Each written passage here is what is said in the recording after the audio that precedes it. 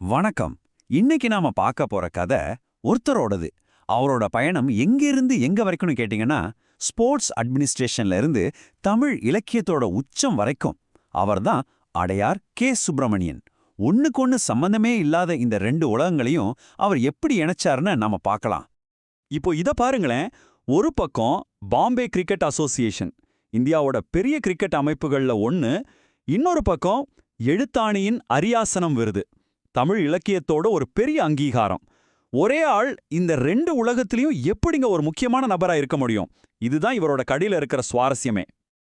நாம எப்படி போக போறோம்னா, முதல்ல அடையார் கி. சுப்பிரமணியன் அப்படிங்கிற பன்முக திறமையாளரை பத்தி தெரிஞ்சுக்க போறோம். அப்புறம் ஸ்போர்ட்ஸ்ல இருந்து எழுத்துத்துறைக்கு அவர் எப்படி வந்தாருங்கிற அந்த இன்ட்ரெஸ்டிங்கான பயணத்தை பார்ப்போம். அதுக்கப்புறம் அவருக்கு விருதுகள் வாங்கி கொடுத்த அந்த படைப்புகள், கடைசியா அவர் தமிழுக்கு செஞ்ச சேவையை பத்தியும் பார்க்க போறோம். சரி வாங்க, முதல் பகுதிக்குள்ள போகலாம். அதாவது இந்த பன்முக ஆளுமையோட அறிமுகம். கி. சுப்பிரமணியன உடனே வெறும் எழுத்தாளர்னு மட்டும் நினைச்சிடாதீங்க. அவர் கவிதை, கட்டுரை, ஆன்மீகம்னு பல துறைகள்ல கால் பதிச்சவர். அவர் யாருன்னு பாத்தீங்கன்னா, ஒரு எழுத்தாளர், ஒரு கவிஞர், ஒரு கட்டுரையாளர், அது மட்டும் அல்ல, ஒரு ஆன்மீக படைப்பாளி, மேடைகள்ல ஒரு சிறந்த பேச்சாளர். இது எல்லாத்தையும் தாண்டி பம்பாய் தமிழ்ச் சங்கத்துல ஒரு முக்கியமான உறுப்பினராகவும் இருந்திருக்கார். பாருங்க எத்தனை தளங்கள்ல அவர் இயங்க இருக்காருன்னு. சரி, அடுத்ததா அவரோட ப்ரொஃபஷனல் ஜேர்னியை பத்தி பார்க்கலாம். இலக்கிய உலகத்துக்கு வர்றதுக்கு முன்னாடி அவர் இருந்த துறை இருக்கே, அதுதான் ரொம்பவே ஆச்சரியமான ஒரு விஷயம். உங்களுக்கு ஒரு ஆச்சரியமான விஷயம் தெரியுமா? நம்ம எல்லாருக்கும் தெரிஞ்ச வான்கடே ஸ்டேடியம் இருக்கு இல்லையா, அங்க பாம்பே கிரிக்கெட் அசோசியேஷன்ல பிளேயர்ஸ் ரெஜிஸ்ட்ரேஷன் டிபார்ட்மெண்ட்ல ஒரு தலைமை பொறுப்புல இருந்திருக்கார். இன்னும் சொல்லப்போனா அந்த பெரிய அமைப்புல வேலை செஞ்ச ஒரே தமிழர் இவர்தானா. இது ரொம்ப பெரிய விஷயம் இல்லையா? பம்பாயிலேருந்து சென்னைக்கு வந்த பிறகும் அவரோட வேலை ஓயல. இங்க சில கம்பெனிகள்ல கன்சல்டண்டா வேலை செஞ்சிருக்காரு. அதுக்கப்புறம் தான் ரிட்டையர் ஆயிருக்காரு. பாருங்க, ஸ்போர்ட்ஸ் ஃபீல்டுல இருந்து கார்ப்பரேட் வேர்ல்டுக்கு எவ்வளவு ஸ்மூத்தா மாறி இருக்காருன்னு. இப்பதான் நாம இந்த பகுதியோட ஹார்ட்டுக்கு வரும். அதாவது அவரோட எழுத்து பணியும் அதுக்காக அவர் வாங்கின விருதுகளும். இதுதான் அவரோட அடையாளத்தோட மைய புள்ளியா இருக்கு. அவருக்கு விருது வாங்கி கொடுத்த முதல் முக்கியமான புக் எதுன்னா, அழகு தமிழ் ஆன்மீக கதை அமுதம். அந்த தலைப்பை கேட்கும்போதே எவ்வளோ அழகா இருக்கு பாருங்க.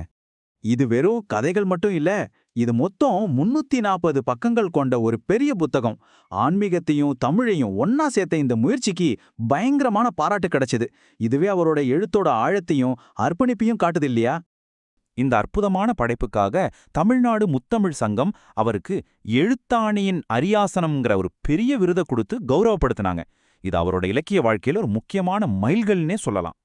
அவரோட இன்னொரு முக்கியமான பங்களிப்பு என்னன்னா, மோனம் போற்றுங்கிற ஒரு நீள்கதை. இது ஒரு பெரிய வரலாற்று தொகுப்பு புத்தகத்துல ஒரு பகுதியா வந்திருக்கு.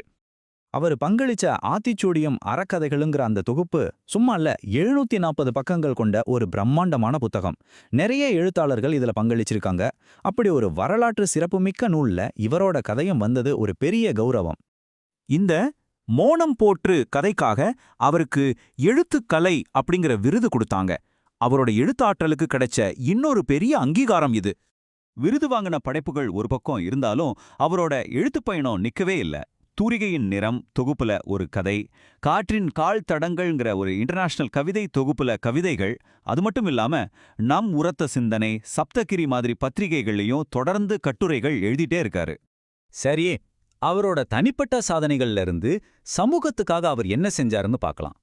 கி. சுப்பிரமணியன் அவரோட ஆர்வத்தை அவரோட மட்டும் வச்சுக்கல, அத நம்ம தமிழ் சமூகத்துக்கு ஒரு சேவையா மாத்திருக்காரு.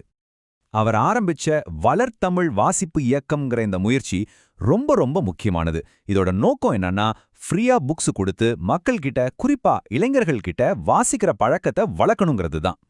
இந்த இயக்கம் மூலமா யார் யாருக்கெல்லாம் பிரயோஜனம்னா, பார்க்குகள்ல நடக்கிற ரீடர் சர்க்கிள்ஸ், இப்பதான் வளர்ந்து வர்ற சின்ன பதிப்பகங்கள், அப்புறம் கிராமப்புறங்கள்ல இருக்கிற பதிப்பகங்கள்னு பல பேருக்கு உதவி செய்யுது. அவங்களுக்கு இலவசமா புத்தகங்களை கொடுத்து வாசிப்ப கிராஸ் ரூட் லெவல்ல கொண்டு போறார். இது உண்மையிலே ஒரு பெரிய சமூக பணி. அப்போ அடையார் கே. சுப்பிரமணியனோட வாழ்க்கை நமக்கு ஒரு முக்கியமான கேள்வியை முன்னாடி வைக்குது. ஒரு தனி மனுஷனோட ஆர்வம் எப்படி ஒரு முழு சமூகத்தோட அறிவு தேடலா, ஒரு பண்பாட்டு வளர்ச்சியா மாறுது? கிரிக்கெட் நிர்வாகம்ல ஆரம்பிச்சு இலக்கிய சேவை வரைக்கும் நீள்ற அவரோட இந்த பயணம் இதுக்கு ஒரு சூப்பரான பதில் சொல்லுது இல்லையா?